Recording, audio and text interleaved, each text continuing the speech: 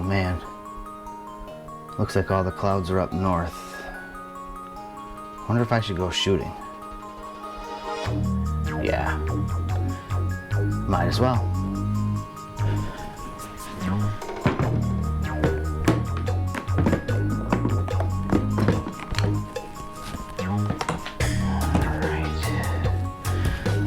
Ooh, shooting with the Sony. Better dust off that sensor.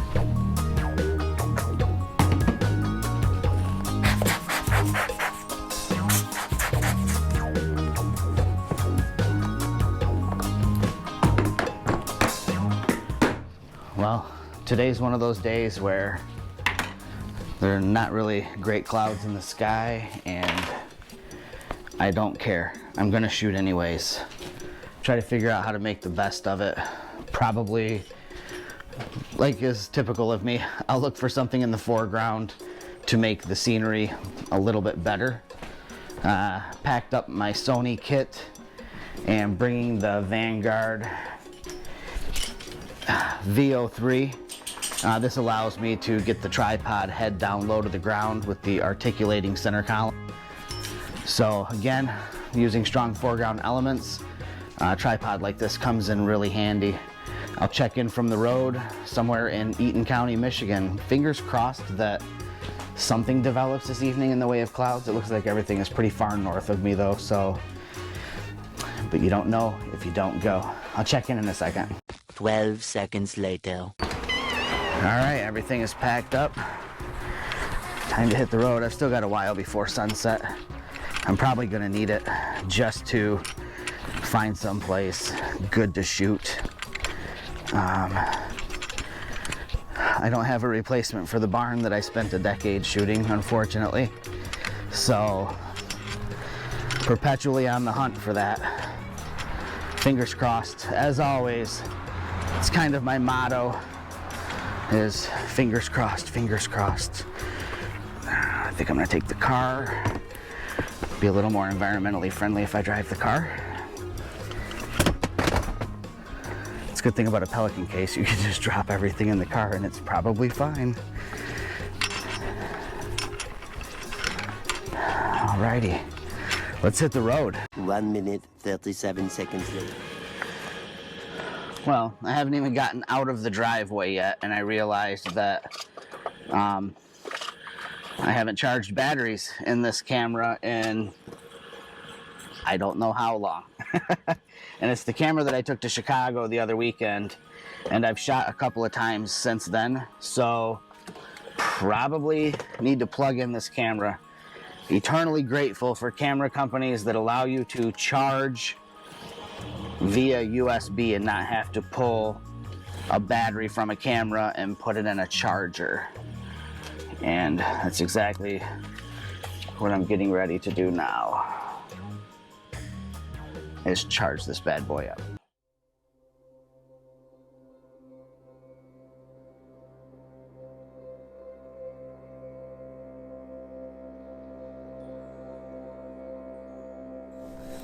Well, not exactly a landscape thing to shoot or subject, but it's pretty cool. There are 4 turkey buzzards or vultures on the side of the road over here. It's gonna kind of get out and see how close I can get to them without stirring them up, or at the very least, maybe I'm getting some B-roll. I don't know. We'll take a look and see.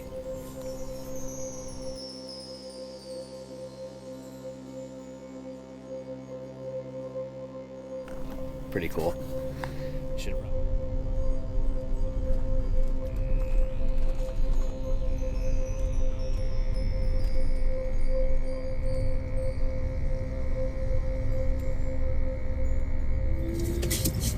Well, I think I found my spot, and it's along the edge of this field. There are a bunch of clay tile pipes right there and a big rock pile up here. And what's funny is that this is probably 15 miles from my home, and I've been here before. I actually may have done some sort of a vlog post or video, maybe a Facebook Live video from this spot when a storm was rolling in, probably 3 years ago. So it's just kind of ironic that I would end up 15 miles from home in a place I've already been, just randomly driving, really going down a bunch of roads that I had no idea where they led. So now the fun part is that because I'm on a country road near farms, and generally the people that would be on these roads are people that live on these roads, I have a feeling that every person that drives by is going to stop and ask if everything is okay. Or maybe not in the case of that car. Usually, though, if I'm pulled over on the side of the road, people are courteous and they stop and ask if everything's all right. I don't mind. It doesn't bother me. But people are also asking if I'm all right because they're suspicious. And it's kind of sad that that's kind of how it is nowadays. But I'll set up shop. It's about 7:15. I've got close to an hour before the sun actually sets, so maybe I'll just kind of play around with some compositions for a little while and check back in as things get closer to sunset and talk about the gear I'm using and how I'm shooting, things like that. So I'll check back in. All right, so I'm parked, and just like clockwork, I started to get my camera gear out, set my tripod on the side of the road, and up comes a backhoe bumbling down this country road. And sure enough, he stopped right next to me and asked if everything's okay and said, oh, you're gonna take some pictures? I said, yeah, I kind of like this rock pile out here, and I've actually been out here once before, a couple years ago, when there was a storm rolling through, and somehow I stumbled upon the same spot twice. And he says, oh man, so let me tell you something. On the first day of spring, he said, the sun rises right up over this road. He said it lines up perfectly with this road. And then he said on the first day of fall, it said the sun sets on the other end of the road perfectly. And it was kind of funny. You know, I had just got done talking about the fact that people stop, you know, in the countryside and check in on you, make sure everything's okay. And so we talked for a little bit, and he gave me a few pointers, a few tips on setting up some shots out here. So maybe I'll do another post out here next year, or maybe this fall, and line up that shot like he suggested. Pretty cool. I like it when I can be out shooting and other people get involved. You know, they're curious. So he asked about my camera, and I showed him the lens that I'm using. I showed him how wide it looks, and he was pretty fascinated by that. So good start to my sunset. I'll turn the camera around and I'll just show you guys what I'm thinking. So here we go. So this is the rock pile. You know, they pull these rocks out of the fields every year before they start tilling up the fields and planting their crops. And a lot of farmers have rock piles like this, you know, piled up. This one just happens to be along the side of the road, and I'm going to be shooting along that, and the sun is going to be setting off to the right of it, as you can kind of see off there in the distance. And the equipment I'm going to be using is again, I told you I brought the Sony gear, so it's the Sony a7 III, and I've got my widest lens that's not a fisheye. It's the Samyang 14mm f2.8. It's the autofocus version of the lens. And the tripod I'm using, I mentioned earlier as well, it's the Vanguard VO3, and it does have that articulating center column that I am going to take advantage of. I don't have a level surface to work on, so that's always fun. I'll have the legs probably all contorted in order to get me, you know, kind of level and stable. Stable is the big thing for me. So I'll check back in once everything's set up, walk through my settings, and shortly after that, I should be sharing some photos with you guys. All right, so I think I got my shot all composed and set up, and I'll kind of go over settings now if this car doesn't stop first. All right. You never know. They slow down though. All right, so what I'm doing is I'm composing this way, and hopefully it's going to show up on the screen here, but rock pile off to the left, road to the right, they're kind of converging, you know, off in the distance. I know that the sun isn't going to be, you know, centered up on their convergence point, and that doesn't really matter to me. In all honesty, with me, most of the time, I think that the biggest thing is that I want a good sky, and I got really lucky, and the clouds that were on the satellite imagery from earlier, I think they've made it far enough south to end up in my shots. The composition will be skewed a little bit more towards the sky. I like a lot of sky in my photos.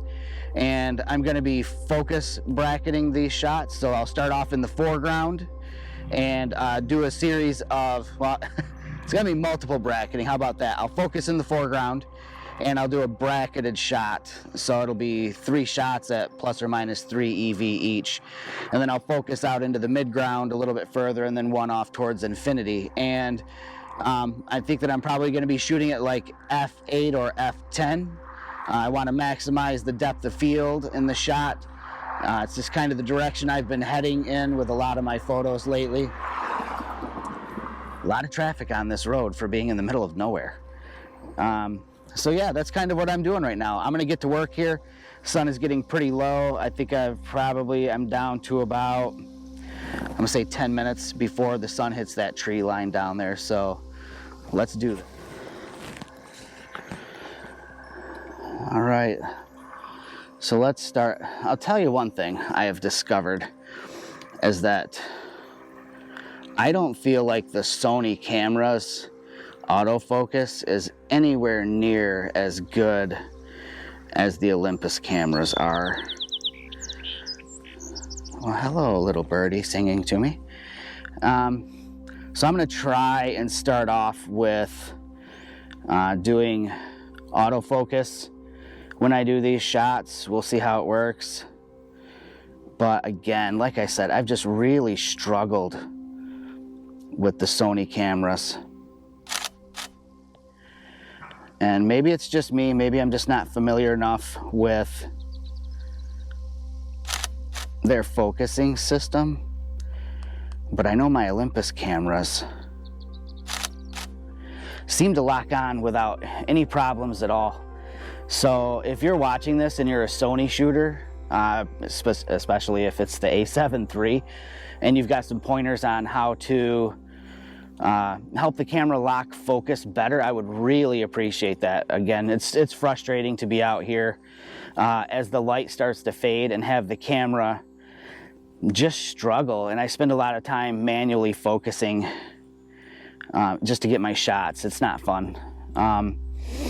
So yeah, any help out there? I'm new to Sony. You know, if you're just tuning into this vlog and you don't know who I am and haven't followed me, I spent about a little over 8 years as an ambassador for Olympus Imaging, and the autofocus on their system was astounding, lightning fast in pretty much all conditions, even if I was stopped down. So I'm stopped down right now. I'm at f9. I'm going to reshoot this sequence at f11 just to kind of see, you know, again for myself, what difference it might make as far as depth of field goes. I know it's probably not like a massive difference. Oh, and I'm getting these great crepuscular rays right now. So this is going to be legit fire. I know I just threw out a weird word, crepuscular rays. I don't think I'm pronouncing that correctly. Some people call them God rays, you know, that break through the clouds. Oh, this is so gonna be fire. I'm pretty excited. I'm so happy that those clouds decided to roll in when they did. It's funny, the rays are hardly visible to the naked eye. They're there, just not very well. They're getting more pronounced now, but being bracketed shots, I have a lot of latitude with the post-processing to make those really stand out. And yeah, pretty pumped.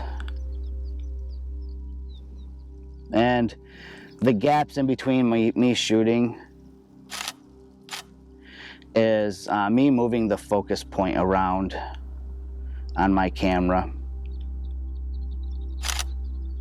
moving it through the depth of the shot, you know, foreground, midground, background. And yes, I'm doing it by hand and not with a cable release or the Sony app or anything like that. Again, that's probably my experience with the Olympus cameras. Camera shake and vibration really aren't so much of an issue even for really long exposures. So I haven't invested in remotes. I probably will at some point with the Sony just because it is a little more prone to movement. You know, granted there is 5-axis image stabilization in this Sony body, but you're trying to jockey around a full frame sensor and it's just a lot of work, and there's not much movement inside the camera, so it can't compensate for a ton of movement like the Olympus cameras can. Another advantage of Micro Four Thirds that I miss. There are things with the Sony system that I totally love though. The amount of dynamic range is astounding on a full frame camera versus Micro Four Thirds. And I know bracketing helps alleviate a lot of that, but you know, think about it. If you bracket with Micro Four Thirds to get all of this detail and, you know, shadow detail, highlight recovery, things like that, it's wonderful. Now imagine doing that with a full frame sensor that has so much more in the way of dynamic range to begin with, and you just had the possibilities really open up then. So I'm gonna step over and I'm gonna move you guys off to the side because I was shooting in portrait orientation and now I'm switching over to landscape and you are in my frame.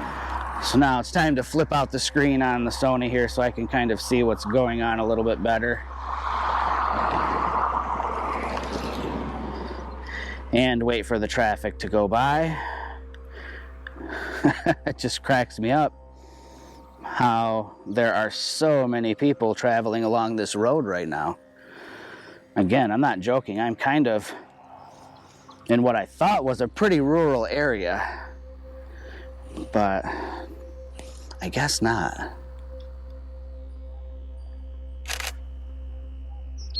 Oh my God, the clouds.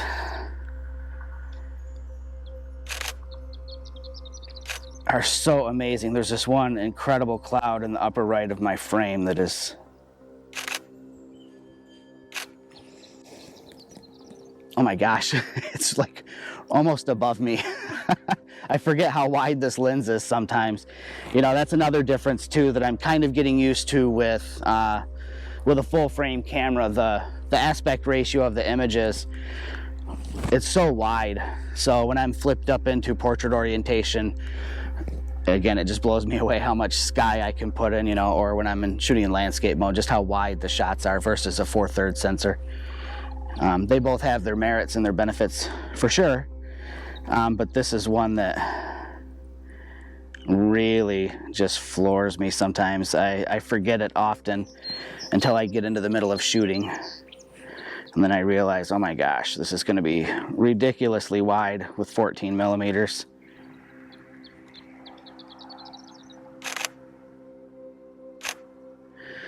Oh, so good. I'm so happy. I missed getting out here wearing a t-shirt and shooting sunsets, and it's nice out. The birds are chirping, and yeah, this is my happy place. I hope you have the same happy place in photography somewhere. Wow.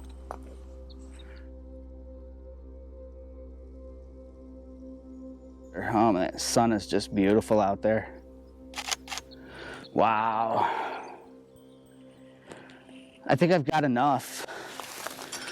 I think I'm gonna shut the cameras off and I'm just gonna spend a minute here and just enjoy the sunset and not do anything but enjoy it. So I'll check in with you guys maybe at the end of this. If not, stay tuned for pictures.